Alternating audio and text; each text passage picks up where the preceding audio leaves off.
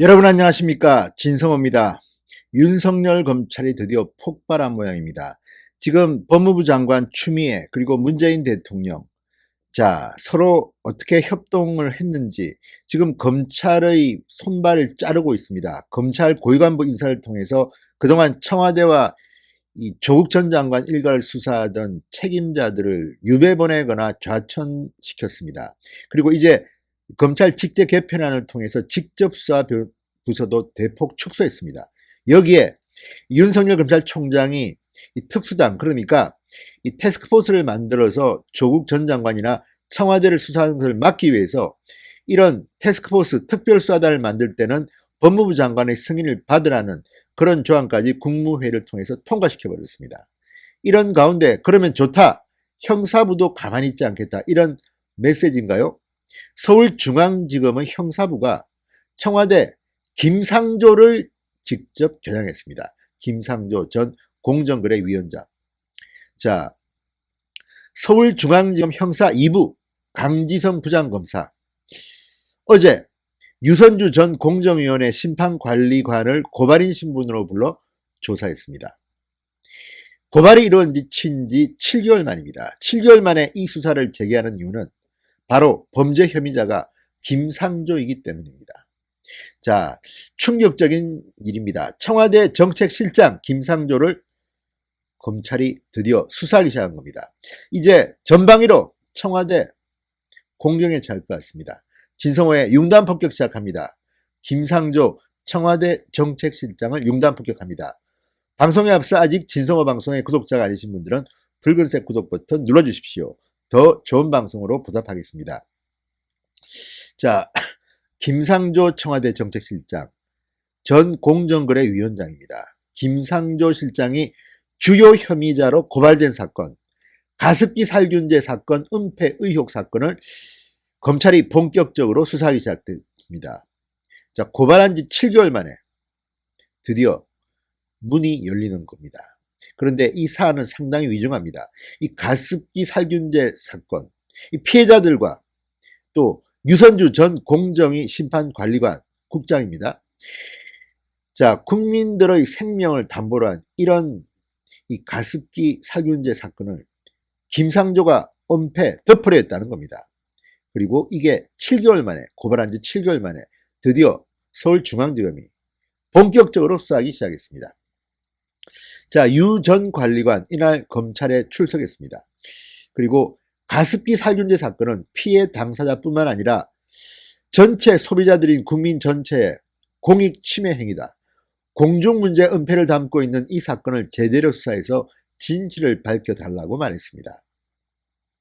그런데 이 사건을 수사하게 되면 앞으로 굉장히 큰 파문이 일 겁니다. 이 사건에는 김상조뿐만 아니라 조국 이름도 등장합니다. 충격적인 일이 벌어지기 시작했습니다. 이제 윤석열 검찰 전방위로 청와대를 압박하기 시작한 것으로 보입니다.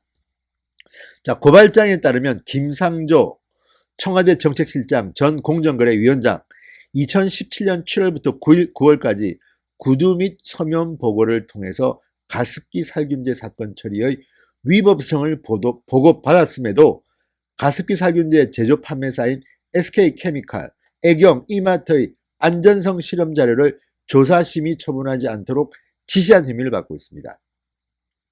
그러니까 기업 편에 서서 피해자가 될 수 있는 국민들은 무시했다는 이런 논리가 성립되는 셈입니다.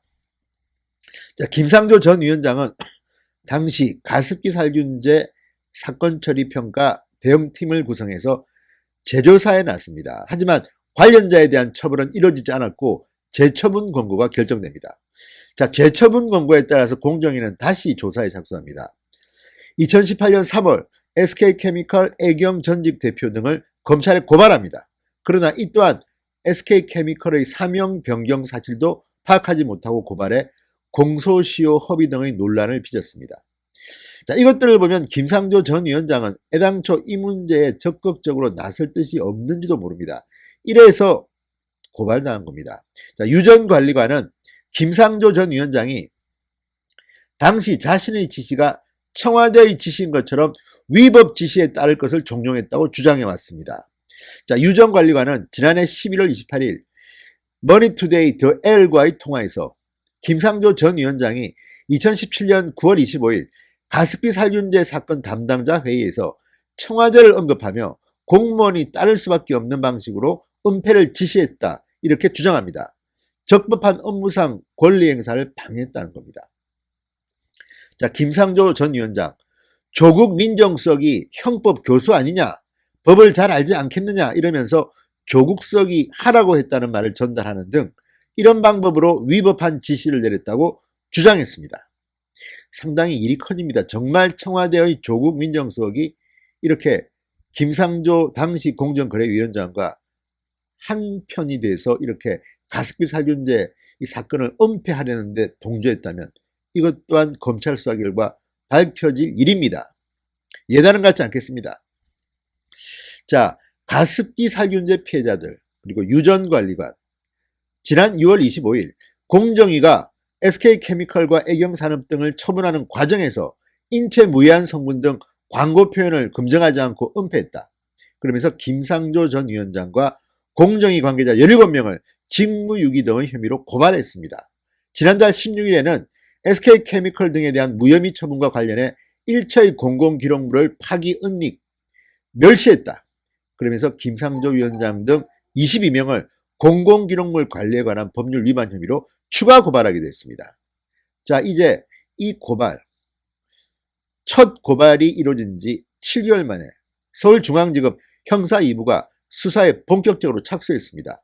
고발인을 불러서 조사를 시작했습니다. 이제 청와대의 살아있는 권력 실세인 김상조 청와대 정책실장도 부를 수밖에 없는 상황으로 갈 것 같습니다. 이제 윤석열 검찰총장, 자비는 없다, 인정사정 부끄럽다. 자, 형사부도 이제는 청와대를 겨냥하기 시작했습니다. 문재인 대통령 끌리는 데 있습니까? 진성호의 융단 폭격이었습니다. 여러분 감사합니다.